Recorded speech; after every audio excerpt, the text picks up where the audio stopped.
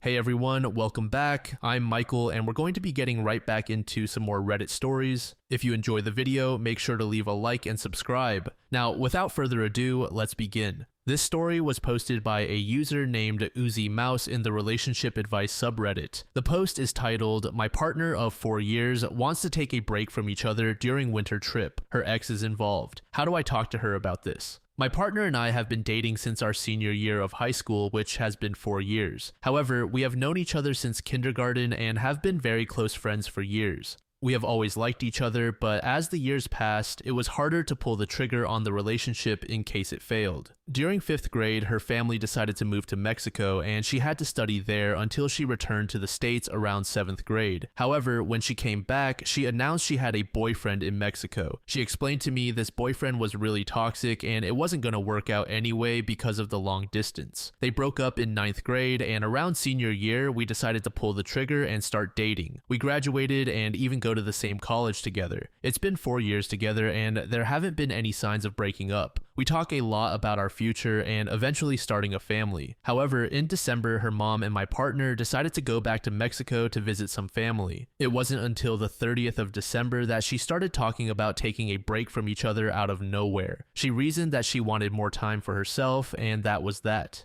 She decided we would talk about it when she came back to the States. However, she also told me about visiting her ex's family soon since her mom is close with them. I didn't think much of it until she started slowly getting more distant from me. She wasn't replying consistently and not saying good morning. On the 4th of January, I was scrolling through Instagram and her ex was on my recommended friends. I clicked on his story and what I saw was a picture of them really close with a love song playing. I completely felt blindsided and shocked. It wasn't in her character to do something like this. So I texted her and she said she would like to talk to me when she's back. I still love her, but I feel like it might be over. Would she really get back with a toxic long distance ex that fast and throw away years of a relationship? I'm super confused and just need some advice on how to talk to her about it when she's back. I'm just trying to prepare for the worst, but I hope that isn't the case. I still love her, but I could only get the answers when she's back. I would appreciate the advice. Thanks. User Hand Bananas Revenge said, either you're going to get the breakup speech or the "we messed around, but it meant nothing to me, and I feel bad about it" speech. Regardless, this is all related to her being around the ex. Consider your relationship over and be grateful she showed you who she really is. Don't let this person waste another second of your time.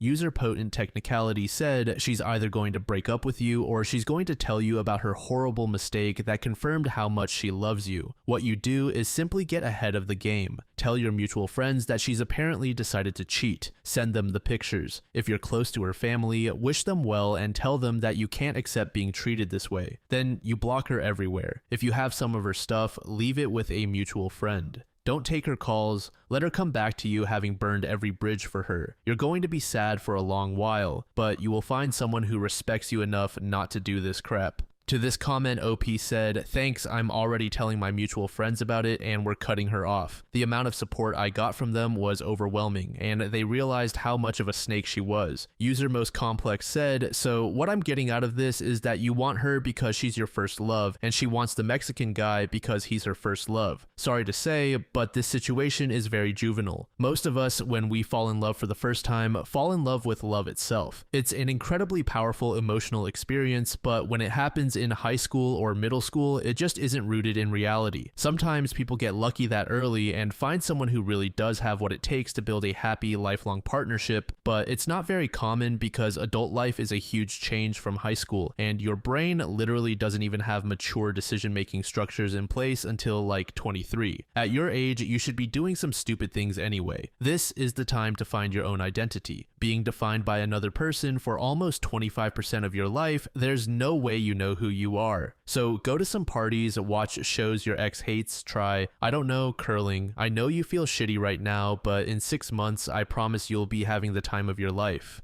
Update. Yesterday, I texted my now ex-girlfriend that I was going to drop off her stuff in the morning. Keep in mind that I haven't spoken or said anything to her after finding out through Instagram that she was hanging out with her middle school ex-boyfriend from Mexico. They originally broke up because of long distance and because he was manipulative. I've known this person for 16 years, and we started dating senior year of high school. We had plans for marriage in 2025 as well, and had made me put a promise ring on her finger before she left. As I said in the original post, we had no signs of wanting to break up, so our relationship ended out of nowhere. She gave little to no explanation, but said she just wanted to take a break. We did have some discussion of wanting to stay together and working things out over text, but that didn't work out. Obviously, once I found out about her ex. So as I was dropping off her stuff, she told me that she actually got engaged to her ex days after breaking up. I was in complete shock because it was completely out of her character to do something like that. I understand wanting to rebound, but getting engaged to an ex in another country is completely crazy. I told her how crazy that was, and she took that to heart. Everyone seemingly agreed that she was crazy after I told them this. She kicked me out and then called the cops on me. The cops had to check me for weapons because she thought I was going to hurt myself or her family. The cops also told me that she wanted to get a restraining order. I told them about the situation, and even they laughed at how stupid she was.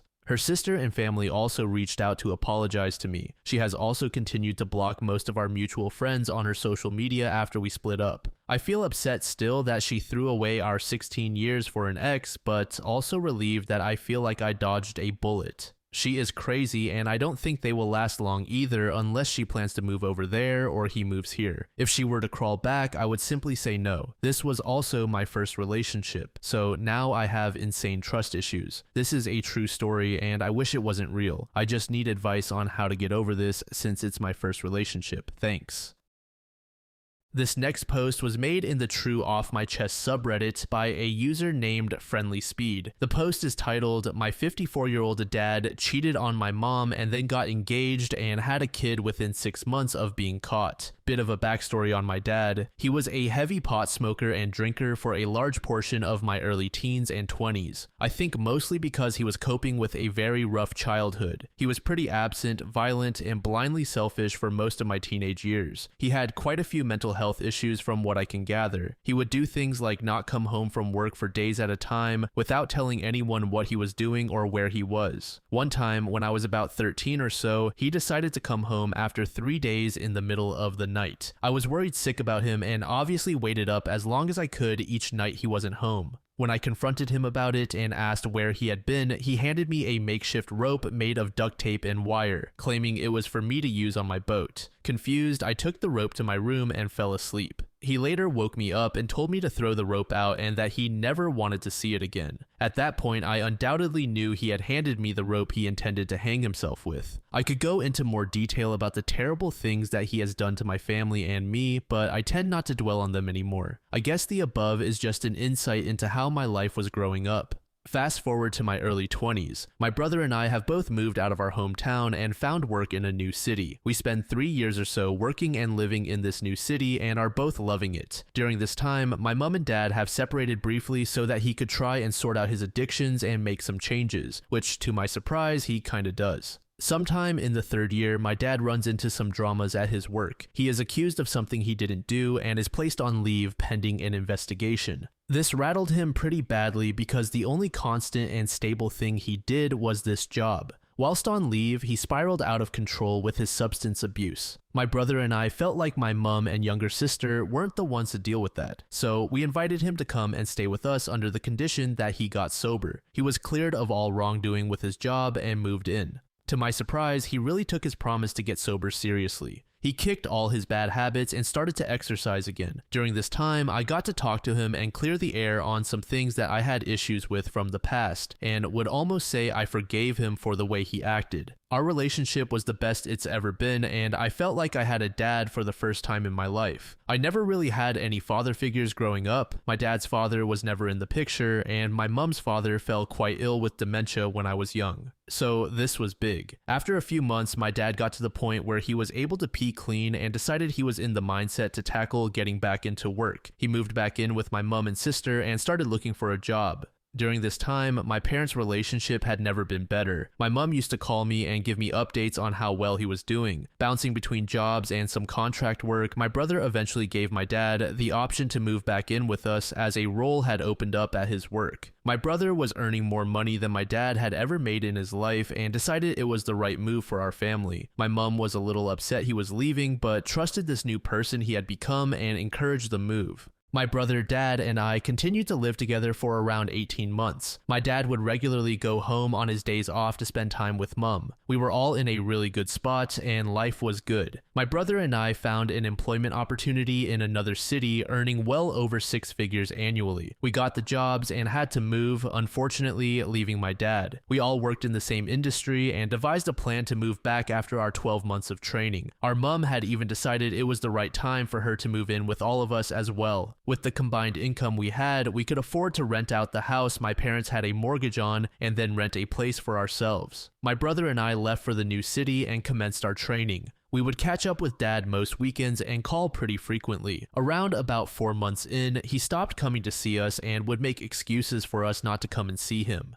He was a shift worker and the travel between cities was a bit brutal, so we thought nothing of it. Eventually, his birthday comes around and we hadn't heard or seen him for quite some time. He took some leave, planned to come stay with us for a few nights, and then go see my mom and sister. Because he was with us for his actual birthday, my mom planned a big present, cake, and dinner for him. My brother and I took the afternoon off work and set up mom's plan. Everything went smoothly and we got to the end of the night and had set up the cake. I FaceTimed my mom and we all sang him happy birthday. I gave him the phone to speak to mom and he couldn't get off the phone any quicker. I thought it was weird but still didn't pick up on anything sinister. A couple of months later, my sister was in quite an extensive production involving multiple high schools. Naturally, she didn't want any of us to miss it. My brother and I booked separate flights due to different shifts at work, and my dad booked his flight to arrive the day after us. I was first to arrive and my mom picked me up from the airport. I jumped into the car, gave her the biggest hug, and she just burst into tears. I had no idea what was going on. She told me to look in the glove box. I opened it to see an A4 sized envelope.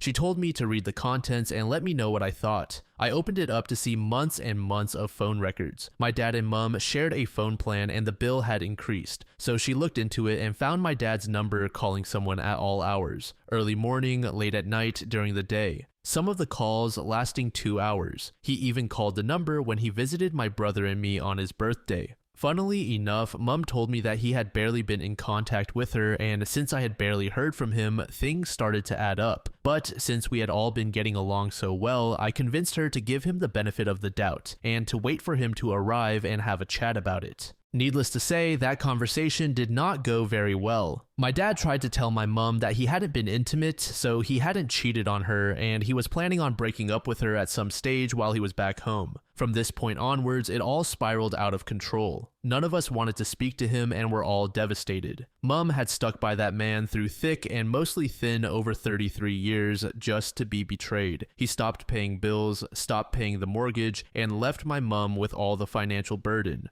My sister was also in her final year of high school and her grades tanked. Being left at home with my mother, who was grieving and financially crippled, really took its toll. My brother and I still had a couple of months left of our training. We were also living in our country's most expensive city. Because we were financially comfortable, we had moved into a really nice apartment in the central business district and were paying $1,000 a week in rent. But we weren't going to let our mom and sister struggle. Every spare dollar outside of cheap food and bills went to our mom so she could afford to live. This took a toll on us and we decided it was best to move as soon as we were qualified. We broke the lease early on our apartment, spent the last of our savings on a move back home, and quit our 6-figure jobs. Unfortunately for my brother and me, the city we grew up in doesn't have any work in the industry we are trained in. We both took any job we could get and are now paying my dad's portion of the mortgage so mom can keep the house. My dad is engaged and has since had a kid with this new woman. His partner is 35 years old and already had 4 kids. I barely speak to him now, and the rest of my family refuse to have any contact with him. It all stings a little more because we grew up quite poor and had to work very hard for the life my brother and I were living. My mom and sister are doing much better since we moved back. After being away from home for so long and all that has happened, I really do appreciate being around them more. I really want my mom to know that someone has her back no matter what. I don't think I will ever be able to forgive my dad. I actually don't even know how to have a relationship with him in any capacity now. Anyway, if you made it this far, thanks for reading. User Clearheaded said, "Sorry, it's heartwarming that you're there for your mother and sister, and it's great you've chosen not to enable your dad after what he did. Please remember, not choosing sides and keeping up a relationship with the cheater is enabling them by not giving them consequences for their actions. It's good to see you've chosen not to do that. Best of luck going forward." User Smokefrog said, "When I read these stories, I'm always so shocked. OP, your dad showed you his whole life who he was time and again. Also, your mom knew he was a scumbag and had not one, not two, but 3 kids. How did you expect this story with your dad to end? That he would suddenly stop being a scumbag?" User Initial Barracuda said, "I'm so sorry for having to call this man your father. I could say a lot about him, but I think you know it all and don't need to hear it from me again. What I wondered though was, couldn't you and your brother move to the big city you were living in while doing your training? It feels like you'd have better opportunities.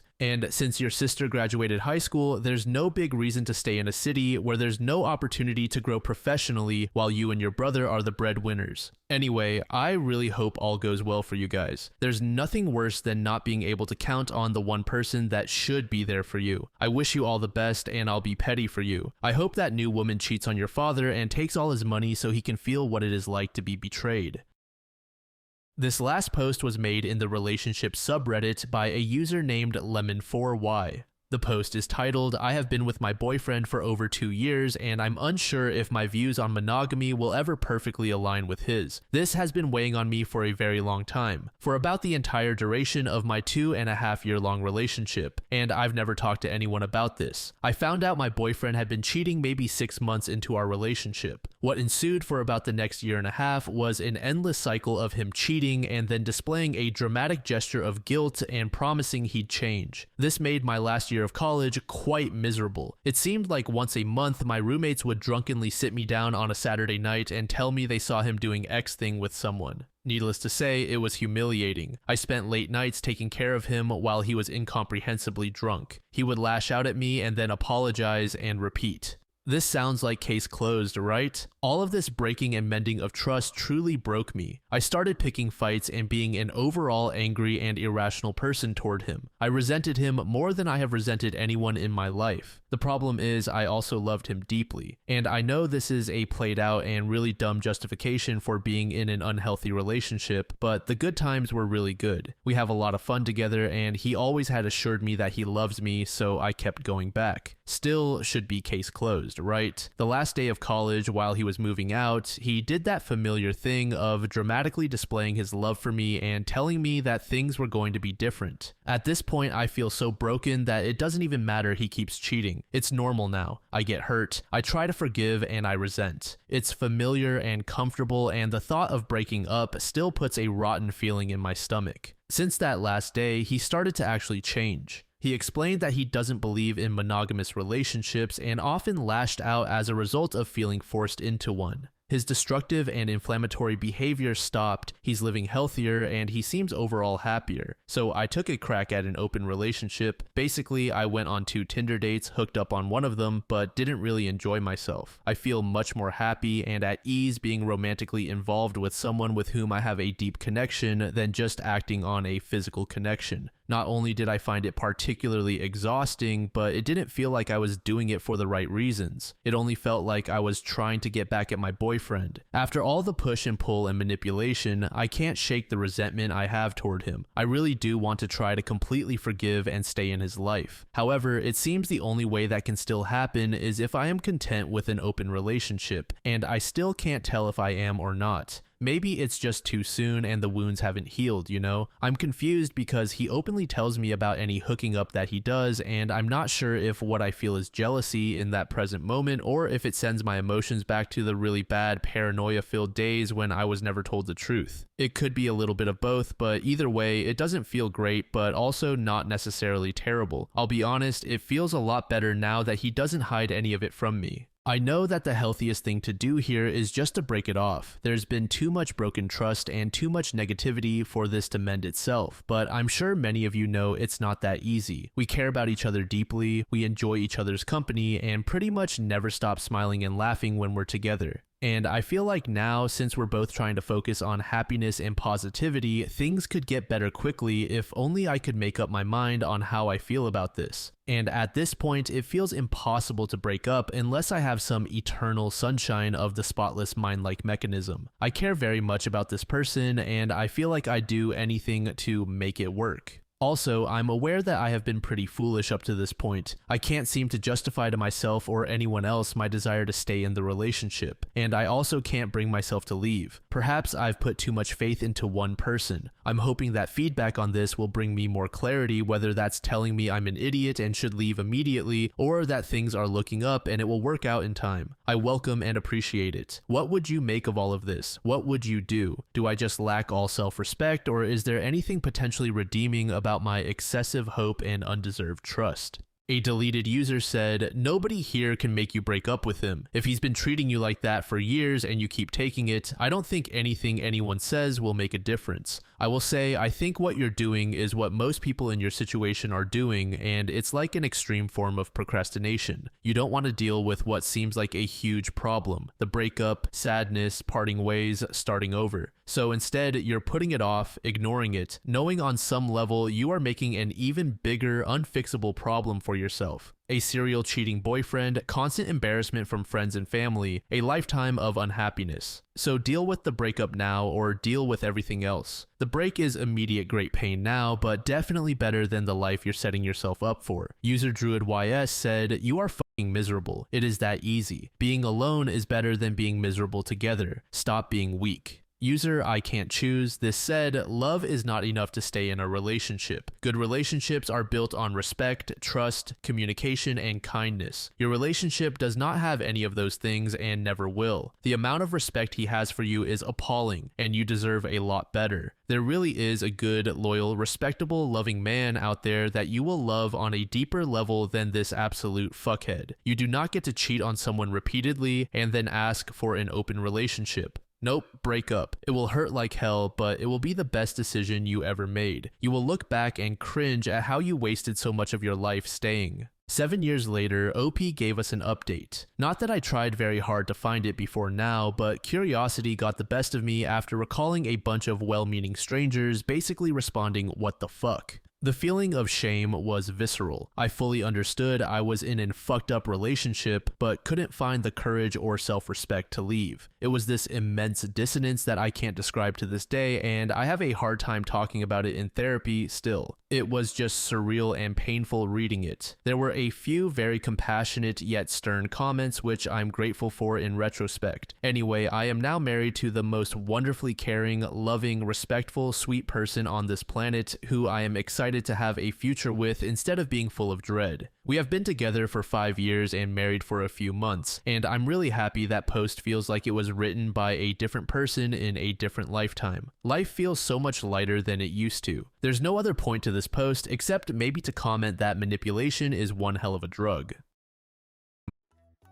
Thank you so much for making it to the end of the video, and thank you also to partner of the channel, GamerSupps. Use code DLAM to support the channel and get 10% off of your purchase, link in the description. I'm sure many of you like me have a hankering for daily caffeine, so go check them out. Lately, I've been a big fan of Titty Milk and Acid Rain, but they've got dozens of other flavors for y'all to try out. Anyway, thanks again for reaching the end, and I hope you all have an amazing passage of the next 24 hours.